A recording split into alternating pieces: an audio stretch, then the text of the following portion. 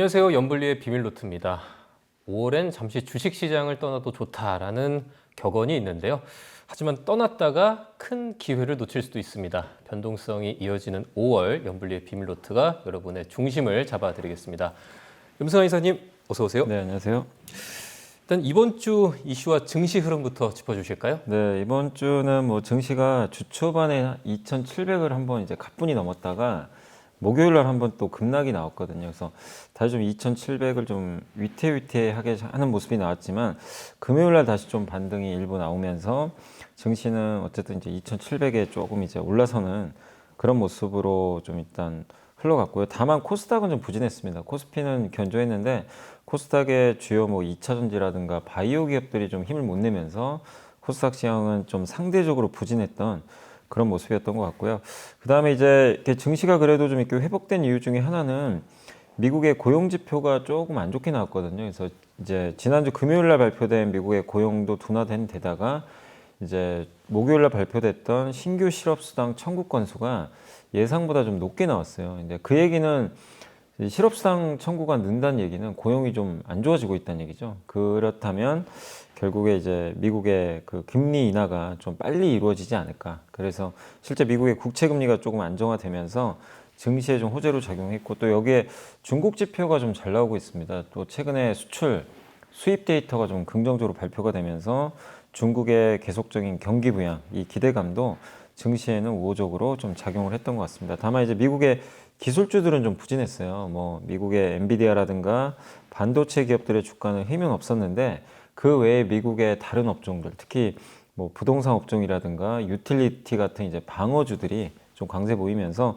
미국 시장도 좀 색깔이 조금 바뀌는 그런 모습으로 좀 흘러가는 것 같습니다. 한국에서는 이번 주에 어쨌든 그 실적 발표가 좀 많이 있었는데 실적에 따라 좀 희비가 엇갈렸던 것 같고요. 특히 이제 실적 좋았던 섹터 중에 화장품이라든가 의료기기 이런 섹터들 또 조선업종들 이런 섹터들이 좋은 실적을 좀 냈다라고 보시면 좀 좋을 것 같고 이번 주에 또 큰 이슈 중에 하나가 HD 현대마린솔루션이 상장을 했는데 이게 이제 시총이 3조 원이 넘는 대여거든요. 근데 상장 당일날 90%나 올라가지고 시총이 한때 이제 7조 원대까지 한번 이제 진입하는 그런 모습이 좀 나왔는데 이렇게 큰 회사가 상장을 하면 주식시장이 조금 이제 수급이 좀 교란되면서 증시에는 그렇게 긍정적으로 작용하지는 않는데 다행히 이 국내 증시에 그렇게 큰 영향을 과거처럼 주진 않았던 것 같습니다. 어쨌든 이번 주는 이렇게 뚜렷한 경제 지표는 없었어요. 경제 지표가 없는 가운데 미국의 고용이 좀 둔화되는 흐름이 나오면서 금리가 안정화되면서 주식시장 분위기는 좀 견조했다라고 좀 말씀을 드리겠습니다. 아까 말씀하셨지만 미국 고용 시장이 조금 식고 있는 듯한 모습이잖아요. 근데 미국 나스닥이 좀 많이 올랐어요. 네. 그 이유에 대해서 설명 부탁드려도 될까요? 예, 그러니까 미국의 고용이 신규 고용이 이제 17만 5천 개 정도 이제 증가한 걸 발표가 됐는데 이게 3월 달이 31만 5천 개니까 그거에 비해서 거의 반 정도 줄어버린 거죠. 그래서 고용이 되게 안 좋게 이제 흘러가는 거죠. 근데 이제 미국 연준 의장이 강조했던 게 뭐냐면 물가도 물가지만 고용 데이터를 잘 보고 한번 결정을 하겠다.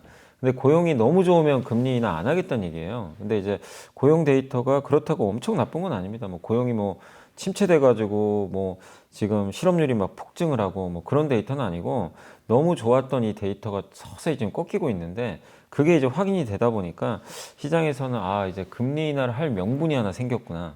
그리고 지금 미국의 물가는 좀 올라가고 있지만 다행히 국제유가가 좀 안정화돼 있거든요. 이 상태에서 연준 의장이 제일 먼저 얘기를 했던 게 항상 고용이라고 자기는 언급을 했거든요. 그래서 고용 데이터가 이렇게 식어가는 모습이 이제 눈으로 확인이 됐고 또 여기에 시간당 임금 상승률이 항상 4% 이상으로 나왔거든요. 근데 이번에 3.9까지 이제 좀 완화된 거예요. 그러니까 처음으로 3%대를 보게 된 거죠. 이러다 보니까 물가도 안정화될 수도 있겠다. 이제 이런 기대감이 나오면서 한 미국의 투자 매니저는 우리는 연착륙을 얻은 것 같다라고 또 언급을 했던 것 같습니다. 그래서 이 미국의 경제 지표들이 이렇게 연착륙하는 데이터를 이렇게 보여주게 된다라면 미국의 금리 인하, 심지어 이제 금리 인상까지 한번 얘기가 나왔었는데 이제는 금리 인하 하반기엔 충분히 할 수 있겠다라는 그런 확신을 좀 시장을 했던 것 같아요. 그러다 보니까 이제 미국이 이제 고용 데이터 발표하고 나서 증시가 오히려 올라가는 그런 흐름이 계속 전개가 되고 있다. 그래서 결국 미국의 금리 인하가 이제 가시화되지 않을까 하는 그런 기대감으로 연결된 고용 지표라고 보시면 좋을 것 같습니다. 그럼 이제 개별 이슈 얘기해 보고 싶은데 애플 관련 뉴스가 많았어요. 네. 일단 애플이 신형 아이패드 공개했는데 시장 반응 어떻습니까?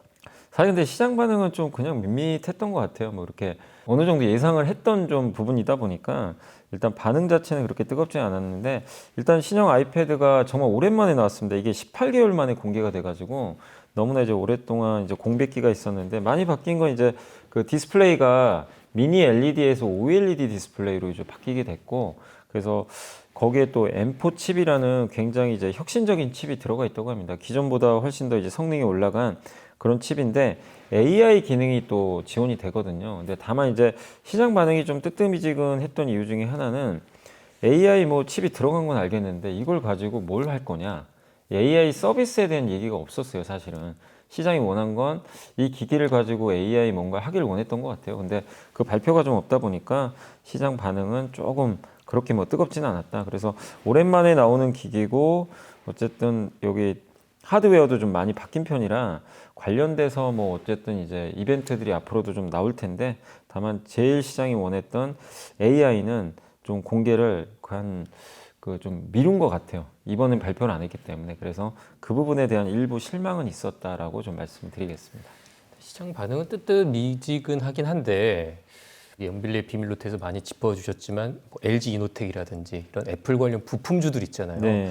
관심 계속 가져볼 만합니까? 근데 저는 뭐 가질만 하다고 생각해요. 이제 주가 좀 오르긴 올랐거든요. 최근에 이제 특히 애플의 중국 판매 데이터가 좀 잘 나왔어요. 최근에 잘 나오다 보니까 주가 올랐고 또 애플이 신형 아이패드 공개한 데다가 AI를 뭔가 접목한 기기를 또 내놓지 않을까 이 기대감이 계속 유효하다 보니까 관련 부품주가 이제 최악의 부진을 딛고 있다가 좀 올라서고 있는데 일단은 그 아까 말씀드린 대로 중국의 판매가 조금 개선되고 있습니다. 지금 애플의 중국 내 점유율이 2월 달에 14.5%였는데 3월에는 16.1%로 좀 반등을 했다고 하더라고요. 그리고 실제 이제 애플 공급 업체들이 주문이 좀 늘어나고 있다. 이런 좀 데이터들을 좀 언급을 하고 있기 때문에 지난 1년 동안 정말 우리 한국의 대표적인 애플 관련주 뭐 LG이노텍을 비롯해서 주가가 거의 사실 반토막이 났었거든요. 굉장히 좀 안 좋았는데 이런 이제 애플의 턴어라운드 흐름이 좀 나오다 보니까 시장에서 이제 애플 관련주에 대해서는 좀 시각이 약간 좀 긍정적으로 좀 바뀌는 것 같고 이게 이벤트가 어쨌든 연결되거든요. 여기서 끝나는 게 아니라 6월에 세계 개발자 회의가 열리게 되고 이제 제일 중요한 게 9월에 나올 애플 아이폰이죠. 거기까지도 이제 연결이 될 수가 있기 때문에 애플 부품주에 대해서는 이제 더 이상 좀 부정적으로 보기보다는 조금 이제 변화에 좀 주목하시면서 관심을 가져볼 필요는 있을 것 같고요. 다만 이제 경계하실 건 단기에 조금 올라왔기 때문에 어느 정도 좀 조정을 좀 기다렸다가 한번 대응하시면 좋겠고 사실 관련주로는 이제 대표적으로 LG이노텍이 있고요. 기판 업체로는 BH라는 회사가 좀 많이 알려져 있고 그 다음에 카메라 관련된 기업으로 자화전자, 하이비전 시스템 이런 기업들이 이제 대표적인 애플 관련주니까 한번 공부를 해보시면 또 좋을 것 같습니다. 여러 번 언급해 주셨지만 애플이 확실한 그 AI 모델을 보여줘야 한다라고 얘기하셨잖아요. 일단 6월 개발자 회의를 기다려야 되는 거죠? 네, 맞습니다. 이거는 이제 팀쿡 CEO도 얘기를 했던 게 아이패드 행사랑 개발자 회의에서 얘기를 한다고 했거든요. 근데 이번에 아이패드 공개 행사에는 AI 서비스 얘기는 없었어요. 그냥 이제 AI 칩이 들어갔다. 이 정도만 나왔기 때문에 그러면 이제 결국엔 6월 10일 날 공개한다는 얘기죠. 그리고 사실 작년 11월에도 팀쿡 CEO가 자기가 이제 생성형 AI 투자하고 있다. 그리고 iOS 17의 기능들도 애초에 AI 없었으면 못했다.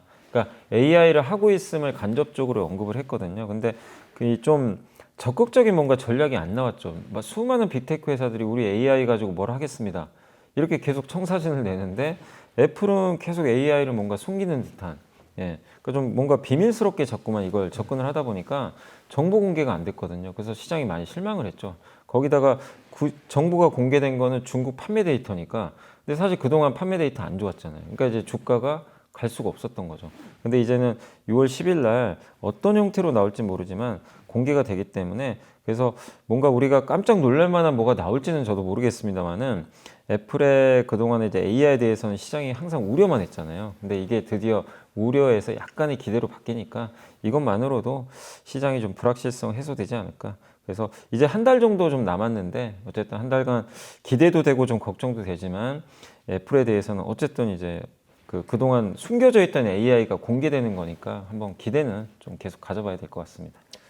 네, 다음 얘기로 넘어가 보죠. 지난 현지 시간 4일 워렌 버핏의 버크셔 해서웨이 주총이 열렸어요. 올해 나이로 94살인데 뭐 주총에서 질문에 답변을 굉장히 또 적극적으로 네. 하고 답변을 보면 투자 지침보다는 약간 인생의 교훈을 얘기해 주는 듯한 느낌인데 일단 주요 발언 짚어볼까요? 예, 일단 이제 몇 가지 얘기를 좀 해주더라고요. 근데 이제 제일 중요한 질문이 그거였죠. 애플을 왜 팔았냐? 애플 지분을 13%나 팔아버렸거든요. 그래서 애플이 원래 버크셔에서 제일 많은 한때 이제 40%가 넘는 정도의 비중을 갖고 있었는데 이거를 굉장히 많은 양을 지난 1분기 3개월 동안 매각을 했다고 합니다. 그래서 워런 버핏 같은 경우는 판 이유에 대해서 세금 문제 때문에 팔았다라고 했거든요. 이제 너무 많이 갖고 있고 거기에 좀 수익이 많이 났기 때문에 세금 부담이 생겼다. 근데 좀 석연치 않은 거죠. 굳이 이게 세금 때문에 버크셔에서 이걸 팔아야 되나? 그래서 이제 말은 이렇게 했지만 시장에서는 좀 잘 안 믿는 것 같아요. 애플의 이렇게 매각에 대해서는 세금 이슈가 아니라 다른 쪽에 대한 투자를 하려고 하는 거 아닌가. 이렇게 좀 보고 있고, 그리고 지금 어쨌든 이제 애플에 대해서는 그래도 계속 긍정적인 얘기를 하고 있어요. 뭐 애플은 버크셔의 최대 투자처로 계속 남을 거고, 코카콜라나 아메리칸 익스프레스 같은 기업들보다 더 위대하다.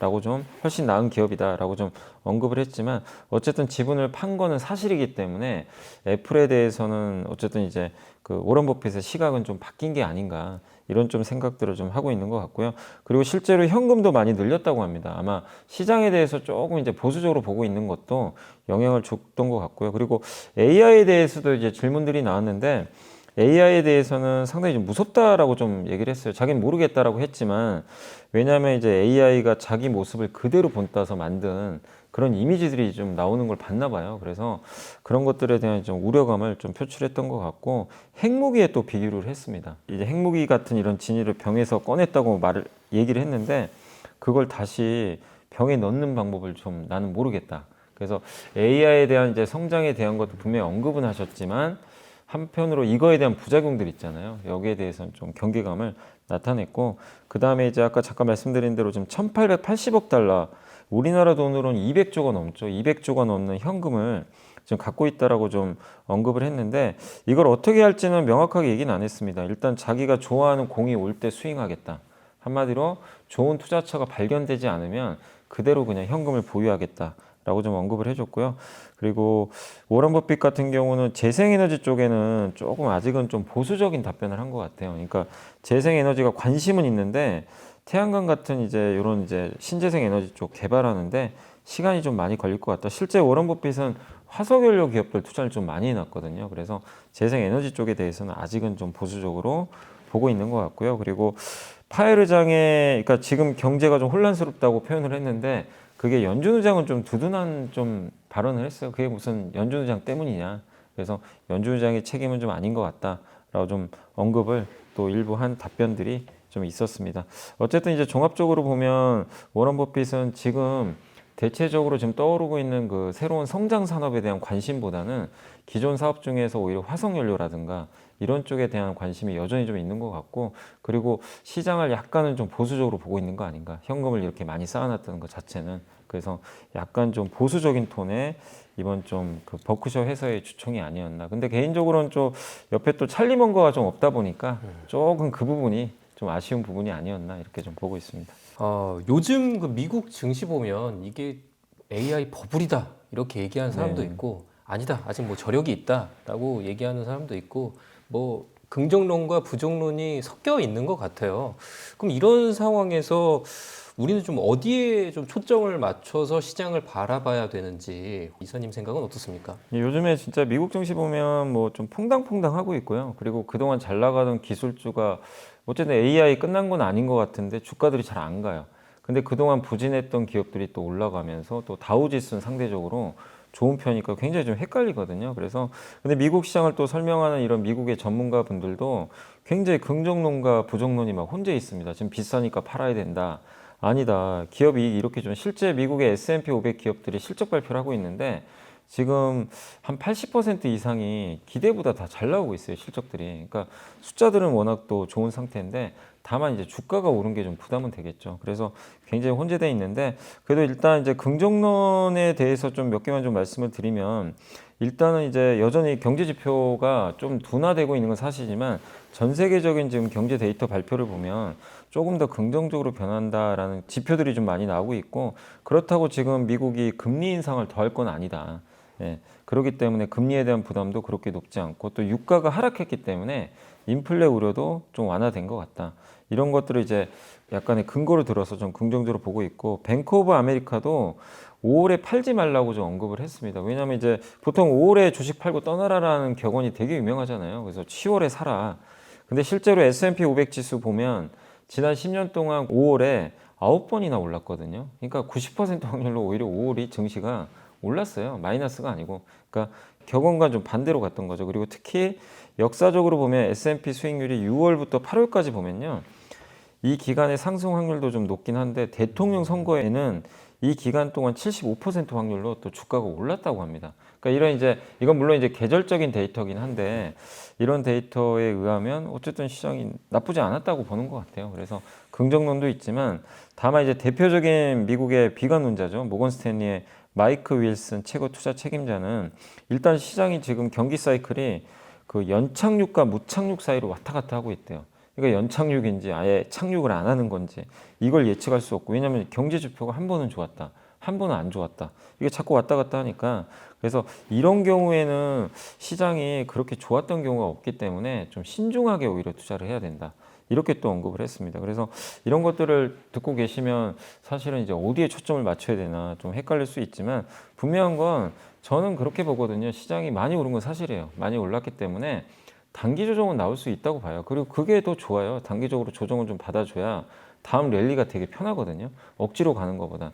근데 실제로 지금 이걸 이끌었던 미국의 나스닥 빅테크가 실제 조금 쉬고 있어요. 엔비디아 같은 기업들이. 그렇다면 단기 조정은 충분히 나올 수 있는데 중요한 건 뭐냐면 긴 시호흡으로 봤을 때 증시가 우리가 부정적으로 봐야 될 거는 만약에 이익이 꺾이는 거거든요. 뭐 AI 성장이 꺾이거나 기업들의 이익이 성장이 꺾이거나 이러면 우리가 좀 조심해야 되는데 그거는 아니거든요. 그러니까 이익이나 이런 것들은 여전히 단단하고 미국 경기는 좀 식고 있지만 금리 인하할 정도의 그런 식어가는 거고 예. 그리고 미국의 빅테크는 좀 많이 올라서 약간 쉬어가는 정도 이런 흐름이기 때문에 시장에 대해서 뭐 여러분들이 부정적으로 저는 볼 필요는 없다. 이런 뭐 긍정론과 비관론을 떠나서 제일 중요한 뽀대는 펀더멘탈입니다. 이게 흔들린 거는 아니기 때문에 시장에 대해서 중장적인 방향은 긍정적으로 보시되 다만 이제 주가라는 건 많이 오르면 언제든지 흔들려요. 그래서 한두 달 정도의 기간 조정이 나올 수 있다는 정도 그렇게 좀 단기적으로 좀 쉬어갈 수는 있겠구나. 이렇게 좀 받아들이시면 어떨까라고 좀 말씀을 드리고 싶습니다. 알겠습니다. 아마존이 우주 통신 전쟁 선전포고를 하면서 스페이스 X와 맞붙는다는 보도가 있었거든요. 우주 통신 전쟁 뭐 어떤 개념인지 좀 설명을 해주실 수 있을까요? 네, 이게 뭐냐면 이제 지금 일론 머스크의 그 스페이스 X가 이제 로켓 발사체를 통해서 인공위성을 엄청나게 지금 쏘고 있잖아요. 근데 그 목적이 지구 근처의 저궤도에다가 위성을 많이 띄워가지고 그걸 가지고 이제 한마디로 우리 인터넷 하는데 쓰겠다. 그러니까 지금 여러분들이 기지국 통해서 인터넷들을 하고 있지만 이제 인공위성에서 쏘는 그 위성 인터넷을 이제 받아가지고 통신망을 구축을 해가지고 한마디로 이제 새로운 어떤 이제 비즈니스 모델을 만들겠다고 했는데 여기에 일론 머스크만 이게 참전한 게 아니라 아마존이 그 제프 베이저스 중심으로 해가지고 아마존이 이제 새로운 블루 오리진이라는 기업이 있거든요. 이걸 중심으로 해가지고 우주 사업을 또 하고 있어요. 근데 여기에 카이퍼 프로젝트라는 이름으로 또 위성 서비스 이런 사업을 하겠다라고 했는데 아마 올해 말이나 내년 초에 아마 할 것 같아요. 네, 그래서 이미 시장에 지금 스페이스X, 스타링크가 선점을 해놨는데 여기에 이제 아마존도 뛰어들겠다. 그래서 이제 위성 우주 통신 전쟁, 그게 이제 그런 개념이라고 좀 보시면 좋을 것 같고. 근데 이게 왜 중요하냐면 2년 전에 우크라이나 전쟁이 터졌을 때 그때 젤렌스키 대통령이 일론 머스크의 SOS를 쳤거든요. 좀 위성망 좀 빌려달라. 그게 이제 스타링크죠. 근데 실제 그걸 이용했더니 해서 뭐를 했냐면 러시아군의 동선을 다 파악한 거예요. 그래서 실제 반격을 했어요. 그래서 상당한 성과를 거뒀거든요. 그래서 러시아군이 오히려 후퇴해버렸죠. 왜냐하면 가는 길을 다 알고 있으니까. 그래서 이게 이제 정찰 위성 목적으로 명확하게 이게 아주 효용이 있다는 게 증명이 됐고, 실제 지금 우리나라도 지금 이제 위성에 본격적으로 좀 참여하고 있잖아요. 그래서 위성들을 정찰 위성도 얼마 전에 띄웠던 것 같은데, 이게 지금 전 세계가 지금 좀 약간 전쟁 리스크가 커지다 보니까 이 시장이 이 저궤도 위성 자체가 군사용으로 굉장히 효용성이 있다는 게 입증이 되면서 수요가 늘어날 수밖에 없는 거죠. 또 이것만 있는 게 아니라 일론 머스크가 좀 하려는 게 완전 자율주행이잖아요. 자율주행을 하려면 또 이 통신망을 이용해서 하는 것도 필요한데, 이게 기지국을 이용하면 비용도 많이 들고 커버리지가 짧잖아요. 근데 인공위성을 이용하면 사실 이제 거의 무한대로 할 수가 있기 때문에 그런 것까지 좀 이제 포섭으로 좀 보고 있는 것 같아요. 그래서 아마존도 나는 질 수 없다 하면서 이 시장에 좀 뛰어든 것 같고, 그래서 앞으로 아마존이 2029년까지 위성 3,232개나 앞으로 띄울 거라고 합니다. 이제 막대한 양을 위로 쏘겠죠. 그래서 아마존과 스페이스X의 이런 전쟁이 결국엔 우주 전쟁, 뭐 우주에 싸운다는 얘기는 아닙니다. 우주 전쟁을 이렇게 통신 쪽으로 일으킬 것 같고, 여기에 또 우리나라 기업들도 참여를 하고 있어요. 그러니까 아마존에 납품하는 뭐 안테나 회사들도 있고 하니까 결국 우리나라의 또 우주 산업도 같이 동반해서 커질 수 있다. 그래서 이런 기사들을 보면서 여러분들이 아, 우주에 대해서 지금 시장이 점점 커지고 있고 빅테크들이 투자를 하고 있구나. 그렇다면 이제 거기 관련된 기업들도 여러분들이 한번 또 잘 찾아보시는 것도 좋은 좀 투자 아이디어가 되지 않을까라고 말씀을 드리고 싶습니다. 지난 3일 나스닥 시장에서 좀 불미스러운 일이 있었어요. 싱가포르계 원격 의료 기업이라고 하죠. 모바일 헬스 네트워크 주가가 폭락했는데 이게 한국의 리딩방 세력이 주가 조작에 개입했다. 한국 투자자들도 수백억 원 손실을 봤다고 하는데 이거 뭐 어떤 일이 있었던 겁니까? 이게 이름이 이제 모바일 헬스 네트워크 솔루션이라고 그러죠. 그래서 이게 신규 상장했는데 공모가가 4달러였거든요. 근데 첫날 67% 급등한 다음에 연속 올라가지고 4월 19일 날은 29.5달러까지 오른 거예요. 거의 한 5, 6배 가까이 오른 거죠. 그랬는데 갑자기 이게 주가가 그 지난 이제 5월 3일 날 3.39달러까지 폭락을 한 겁니다. 그러니까 순식간에 한 80%가 날아가 버린 거죠. 근데 이게 사실은 회사가 아직은 적자예요.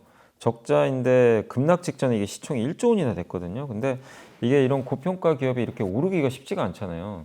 그런데 이제 언론 보도에 따르면 한국의 리딩방 때문 아닌가 이렇게 좀 추정을 좀 하고 있고, 왜냐하면 3주 동안 한국인들이 858억이나 샀거든요. 근데 이게 적은 금액이 아닌 게 미국 주식 순매수 순위로 28위였는데 당시에 시가총액 1위 마이크로소프트가 국내 투자들이 얼마에 살냐면 3천억을 산 거예요. 1등 시총 회사를 3천억 샀는데 이 회사를 858억을 산 거죠. 그러니까 굉장히 집중 투자가 들어간 거예요. 상당히 많이 들어간 거죠. 그래서 이거를 좀 조사해 봤더니 어떤 오픈 채팅방에서 추격 매수를 권했고 아예 가격까지 찍어가지고 여기에 집중 투자를 해야 된다. 이런 식으로 계속 리딩을 했다고 합니다. 그래서 근데 이제 여기 운영자들이 또 오픈 채팅방을 이제 폐쇄해 버렸어요, 갑자기. 그러니까 이제 이게 좀 약간의 의심이 좀 드는 거죠. 근데 이게 이걸로 손해 보신 분들이 손해를 보전받기가 이게 만만치가 않은 게 우리나라 기업이 아니에요. 그래서 증권거래소나 금감원이 뭐 할 수 있는 게 없습니다. 뭐 미국에 뭐 당장 조사 요청할 수도 없는 상황이고, 또 거기다가 지금 이거를 이게 주가 급락 원인이 리딩방 때문인지도 명확히 또 밝혀내야 되거든요. 그래서 여러 가지 좀 어려움들이 좀 있다 보니까 이거를 어쨌든 손해배상을 청구하시기도 좀 만만치는 좀 않은 상황인 거죠. 그래서 어쨌든 좀 당부드리고 싶은 게 자기가 어쨌든 좀 잘 아는 기업, 뭔가 좀 검증되고 이런 기업을 투자하셔야지 그냥 단지 남의 말만 듣고 이런 이제 오픈 채팅방에서 뭐가 좀 검증되지 않는 종목을 그냥 추천만 한다는 이유로 사는 게 굉장히 좀 얼마나 위험한지를 우리가 다시 한번 느낄 수 있고, 투자하실 때 각별히 정말 더 주의를 하셔야 될 것 같습니다. 네, 조심하셔야겠습니다. 이번 주 외국인과 기관, 개인들 매수 종목과 상승한 업종 정리해 볼까요? 네, 먼저 이번 주 외국인들이 많이 매수한 주식 10개 종목을 알아보겠습니다.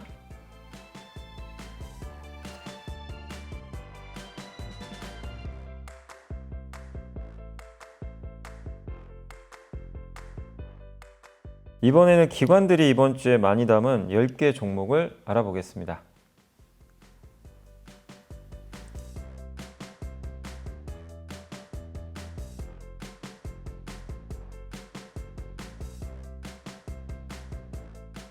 이번에는 개인들이 이번 주에 가장 많이 산 주식 10개 종목을 살펴보겠습니다.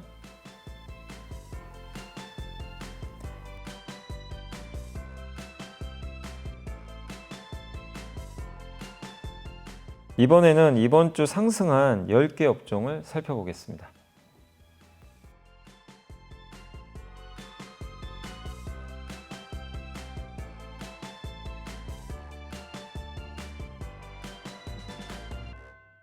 이렇게 상승한 업종 중에 더 좋은 흐름이 이어질 수 있는 분야 어디입니까?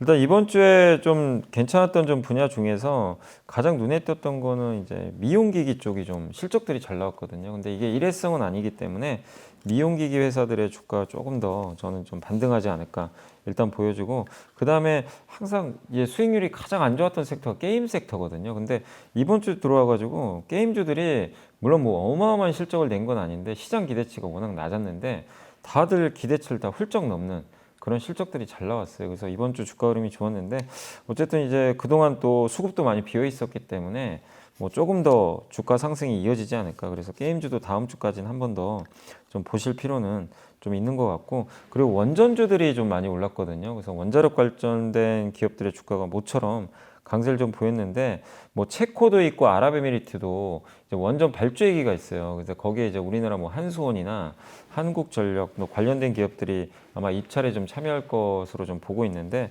한국의 또 원전 경쟁력이 워낙 뛰어나기 때문에 아랍에미리트 그때 옛날에 수주하고 나서 시간이 많이 지났잖아요. 그래서 한 번 더 수주 가능성도 있다고는 하니까 원전주에 대한 관심도 더 이어질 것 같습니다. 그래서 원전까지 게임, 미용기기 원전주 한번 눈여겨보시면 좋을 것 같습니다.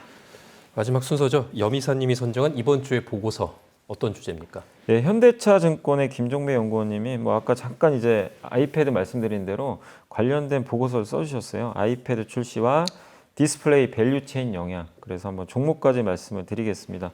일단 이번에 어쨌든 이건 디스플레이 위주로 좀 말씀을 드리면 OLED가 탑재가 됐어요. 전 모델이 아니라 아이패드 최상위 모델이죠. 프로 모델에 11인치, 13인치에 OLED가 탑재가 됐는데, 이 OLED의 장점이 어쨌든 굉장히 얇게 만들 수가 있거든요. 그래서 굉장히 애플 기기 중에서는 가장 얇은 두께를 구현을 했다고 합니다. 그리고 거기에 이제 M4 칩셋, 저전력 반도체도 일단 들어가 있고, 그래서 OLED랑 같이 탑재가 되면서 아주 좋은 성능을 발휘할 걸로 일단 보여지고요. 그리고 이게 그 아이패드가 면적이 아이폰의 보통 한 4배 정도 되거든요. 그리고 이번에 들어간 이제 아이패드 OLED에는 소재가 2배 정도 들어간다고 합니다. 그런데 이 두께가 얇기 때문에 실제 계산을 해보니까 기존 소재보다는 1.3배 정도. 그럼 4 곱하기 1.3배를 하시면 5.2배가 나오겠죠. 이게 무슨 얘기냐면 모바일 스마트폰, 그러니까 5.2개, 이 아이패드 하나가, 화면 하나가 이 스마트폰 5.2개랑 똑같다고 생각하시면 돼요.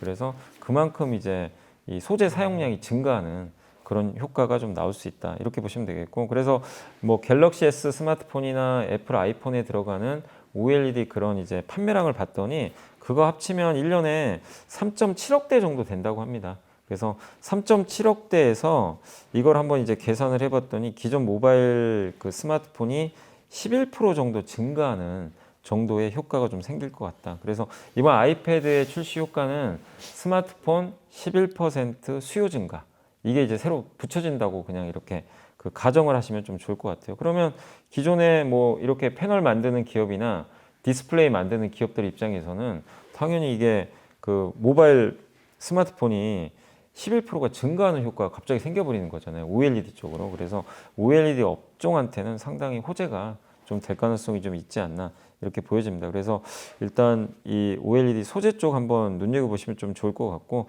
여기서 끝은 아니고요. 아이패드에 이제 앞으로 전 모델에 다 들어갈 것 같고, 26년부터는 그 애플의 맥북 있잖아요. 맥북 프로 모델에 지금은 LCD 쓰거든요. 근데 아마 그때는 OLED가 들어가지 않을까. 왜냐하면 지금 벌써 삼성전자가 그거 투자를 받아서 이미 지금 투자를 하고 있거든요. 그래서 26년에는 노트북까지 연결이 될 것 같습니다. 그러면 당연히 노트북은 사이즈가 더 크죠, 아이패드보다. 그래서 OLED가 이제 기존의 스마트폰을 벗어나서 아이패드, 그 다음에 이 노트북, 또 심지어 지금은 이제 자동차까지도 들어가기 시작하니까, 그러니까 뭔가 이제 새로운 어떤 시장이 열리기 때문에 OLED 산업은 조금 더 나아지지 않을까, 이렇게 보는 보고서니까 참고하시면 되겠고, 관련된 기업으로는 이 소재 업체에서는 삼성향이 덕산 네오룩스고요. LG 디스플레이에 공급하는 회사가 P&H 테크고, 그리고 이제 패널 만드는 회사는 비상장은 이제 삼성 디스플레이가 있고 상장 기업으로는 LG 디스플레이가 있으니까 이런 부분들 한번 눈여겨 보시면 좋을 것 같습니다. 알겠습니다. 잘 들었고요. 저희가 준비한 토요일 순서는 여기까지고요. 저희는 내일 다시 찾아뵙겠습니다.